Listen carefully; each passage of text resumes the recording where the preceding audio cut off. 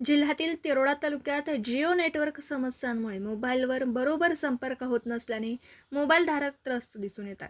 तिरोडा तालुक्यातील असंख्य मोबाईल ग्राहक असून जिओ कंपनीचे त्यांच्याकडे मोबाईलमध्ये सिम कार्ड आहे. मोबाईल धारकांना नेटवर्क समस्यांमुळे चांगलाच त्रास सहन करावा लागतोय. एकीकडे कंपनीने रिचार्ज प्लॅनमध्ये वाढ केली असून ग्राहकांना त्याचा फटका देखील बसतोय. ग्रामीण भागातील मोबाईल धारकांना याचा फटका बसला असला तरी देखील मोबाईल धारक जिओ कंपनी सिम कार्ड वापरतात. परंतु गेल्या काही दिवसांपासून नेटवर्क समस्यांमुळे मोबाईलवर योग्यरित्या संभाषण होऊ शकत नसल्याने प्रहार जनशक्ती पक्षाचे जिल्हाध्यक्ष महेंद्र भांडारकर यांनी चेतावणी दिली आहे की येत्या 2 ते 3 दिवसात नेटवर्क समस्या जर दूर झाली नाही तर प्रहार आंदोलन करणार असल्याचा प्रसार माध्यमांशी बोलताना सांगितलं.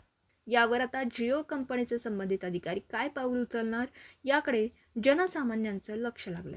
गोंदियाहून प्रतिनिधी अमरदीप बडगे. मी महेंद्र महादेव भंडारकर, प्रहार जनशक्ती पक्षाचा जिल्हा अध्यक्ष. मागील 15 दिवसांमध्ये जिओ कंपनीचे जे मोबाईल ज्यांच्याकडे सिम आहेत अशा संपूर्ण ग्राहकांचा जिओ कंपनीच्या कुठलाही नेटवर्क बरोबर मिळत नाही. त्यामुळे शासकीय कामं आणि इतर जे दाखले वगैरे राहतात किंवा एखाद्यासोबत दुसऱ्या व्यक्तीसोबत बोलणं असेल ते सुद्धा होत नाही. त्यामुळे ही संपूर्ण यंत्रणा सरकार याच्याकडे दुर्लक्ष करीत आहे. हे कळत नाही की जिओ कंपनीच्या मालकावर एवढा वर्दस्त का बरं सरकारचा आहे. ह्या विरोधात प्रहार जनशक्ती पक्ष येत्या 2 ते 2 दिवसामध्ये जर ही संपूर्ण योजना कार्यान्वित झाली नाही तर जिओ जिथे टावर असतील त्या ठिकाणी आंदोलन करण्याचा आज या प्रहार कार्यालयातून ताकीद देत आहे.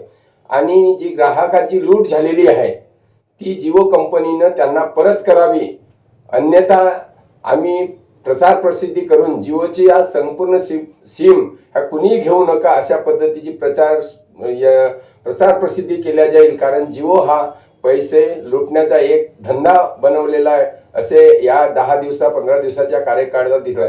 कुठलीही तांत्रिक अडचण आली ती 1 दिवस 2 दिवसासाठी असू शकते, परंतु 15 दिवसात हा नेटवर्क बसला. यामुळे असंख्य लाखो ग्राहकांचा लाखो रुपया हा जिओ कंपनीच्या घशात गेलेला आहे. म्हणून त्यांनी 1 महिन्यासाठी संपूर्ण व्यवस्था फ्री करावी आणि आपली जी ही आहे कंपनीचा जो नेटवर्क आहे तो पूर्णपणे 2 ते 3 दिवसात आणावा, अन्यथा प्रहार आंदोलन मोठ्या संख्येने करणार आहे.